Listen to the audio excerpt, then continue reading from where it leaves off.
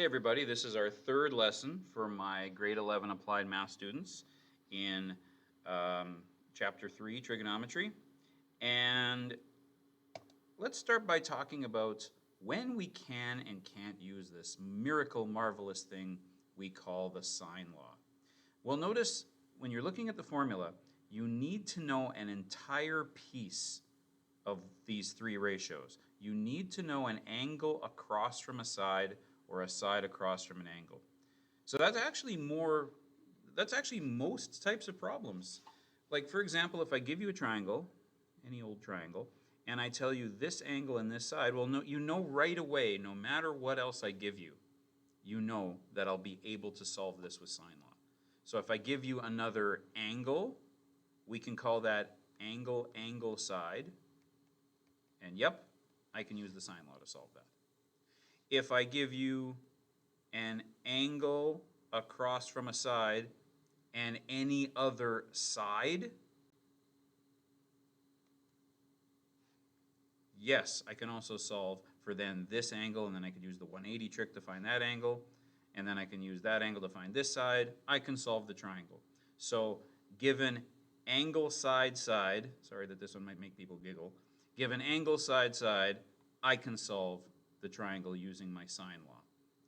Even if I give you two angles and the side between them, you might be going, oh no, I don't know this angle across from the side, I can't use sine law. Well, if you look back at the examples we did one like this, and yeah, I just have to use the 180 trick, 180 degrees minus these two angles, and then I've got this angle across from this side.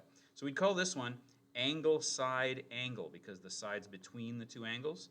And I have to do a 180 calculation first, but then after that I'm perfectly clear to use my sine law. So when can't I use sine law?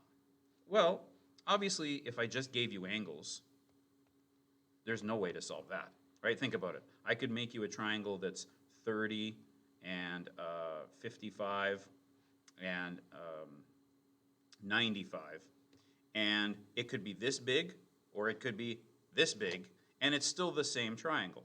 So, sorry, it's still got the same angle measures, but it's a totally different triangle. So unless I'm given at least one side, there's no way. So angle can't be solved by anything. But what about if I give you three givens, a side, an angle, and another side, where the angle's between the two sides, also known as side, angle, side. The other one that I'd like you to consider is what if I just gave you all three sides? No angles. Side. Sine law can't solve either of these problems. And it should be obvious why. I need to know a side across from an angle in order to use the ratios in sine law. And you can't find this side by Pythagoras, it's not a right triangle. And here, there's no, again, I can't use SOHCAHTOA to find an angle, it's not a right triangle. I'm stuck if the only tool in my toolbox is sine law. Luckily, it's about to be one of two tools in this unit. We're going to be doing the cosine law. So in this video, I'm going to derive it the same way I derived the sine law in my first video. And it's going to look like this. First of all, I'm going to do a little bit of notes. This time I'll keep running because I want to talk while I do them. So I'm going to say in oblique triangles, we can use sine law to solve any triangle given an angle and its opposite side. So I have to have at least one angle and an opposite side.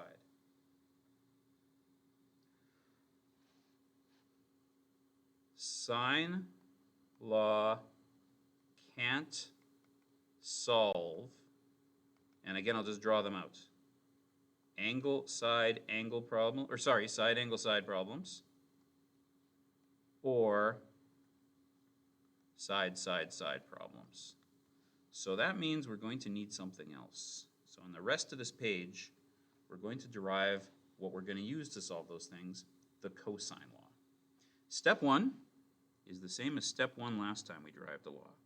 We're going to drop down a height. Oh, this one's actually, I just realized this triangle isn't labeled like the last one. So we'll label it again. This is A, this is B, and we'll call that one C.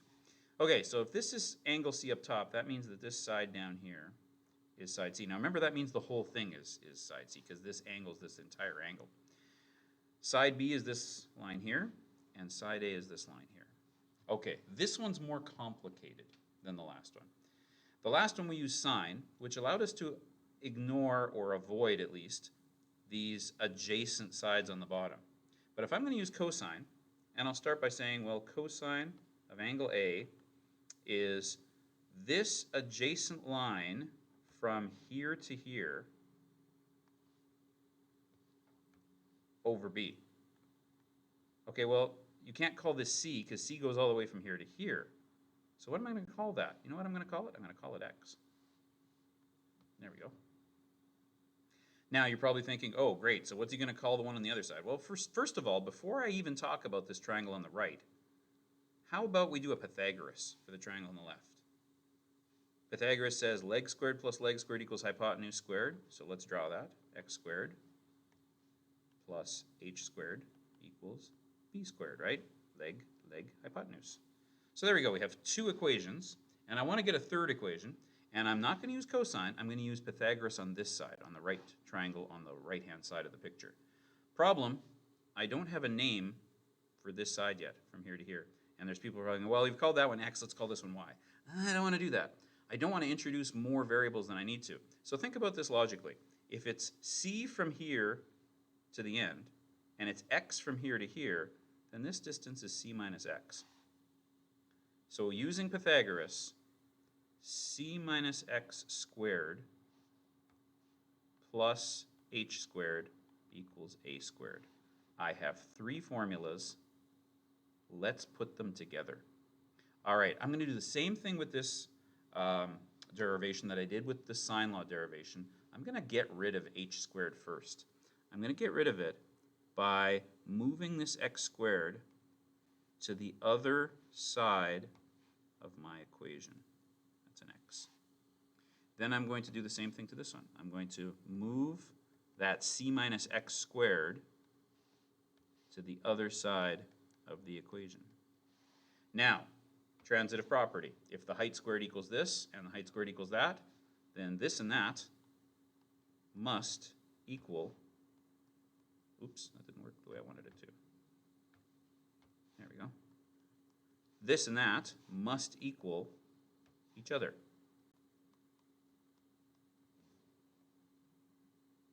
Oh, wait a minute. Hang on. I just realized I want to use this. There we go. There we go. Okay, there. We don't have an h squared or an h at all in my formula anymore. That's looking good.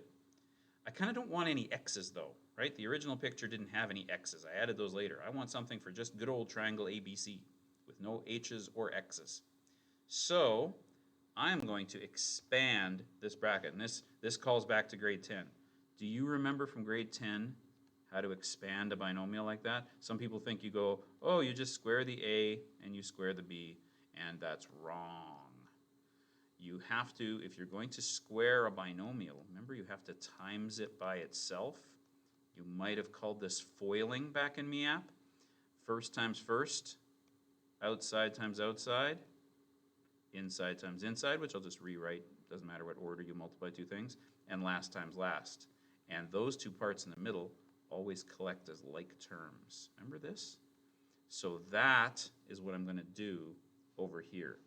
I'm going to say that this is b squared minus x squared equals a squared minus, and now let's expand this, c squared minus 2cx plus x squared. If you need to kind of go to scrap paper to multiply that out to prove to yourself that that's what it is, go right ahead. Next, I'm going to distribute this negative through the bracket so that the bracket isn't really there anymore. So it's b squared minus x squared equals a squared minus c squared plus 2cx, right, because I'm minusing a negative, minus x squared. And at this point, you might notice that, aha, I have minus x squared on both sides of the equation. If I add x squared to both sides of the equation, they go away. Oh, we're so close. I have almost got a formula that has nothing but a, b, and c in it except for this one pesky x. Oh, but wait a minute. Go back. Remember that formula? We haven't really used him yet. If cosine of a is x over b, then b times the cosine of a is equal to x. So I can replace this x here with what x equals, b times the cosine of a. So now I have b squared equals a squared minus c squared plus 2 times c, and instead of x, I replace x with what it equals, b times the cosine of a. Now I'm just going to do a little bit of rearranging. I'm going to say I would like a squared to be all by itself, so I'm going to move everything to the other side. B squared was already on the other side.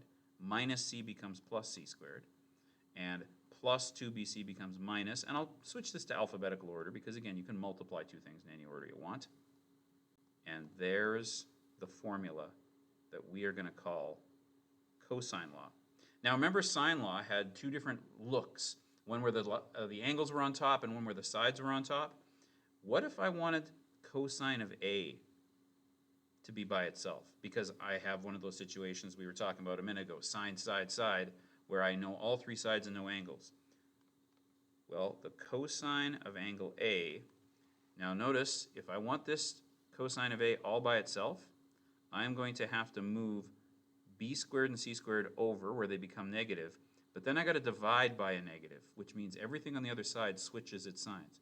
So the b squared that's negative is now positive. The c squared that moved over and became negative became positive again.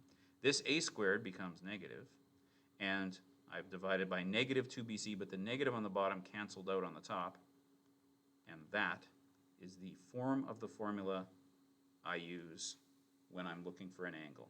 So once again, this is to find a side given side, angle, side, and this is to find an angle if I'm given side, side, side. So in our next video, we'll do some examples.